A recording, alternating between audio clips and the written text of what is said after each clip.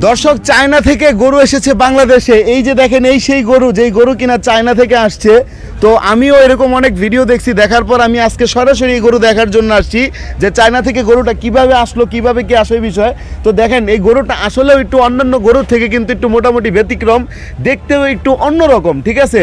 তো গরুর কালারটা দেখাবো আপনার। এই যে দেখেন, গরুর শরীরের যে কালারটা সেটাও কিন্তু অন্যান্য গরুর চেয়ে একটু আলাদা বা ভিন্ন রকম।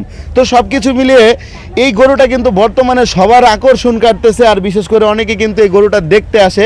যদিও এখন সন্ধ্যা হয়ে গেছে, এর জন্য অনেক মানুষ আসতেছে না।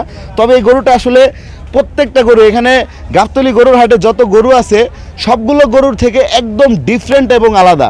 তো আমি দেখানোর চেষ্টা করতেছি আপনাদের। দেখেন, এই যে মাশাআল্লাহ, আসলে আল্লাহর সৃষ্টি সব কিছু অনেক মানে সুন্দর। তবে দেখেন, এই যে গরুটা দেখেন, এখানে যে গরুর মুখটা দেখেন একটু অন্যান্য গরু থেকে একটু অন্যরকম, একটু আলাদা। তো সব কিছুর সৃষ্টির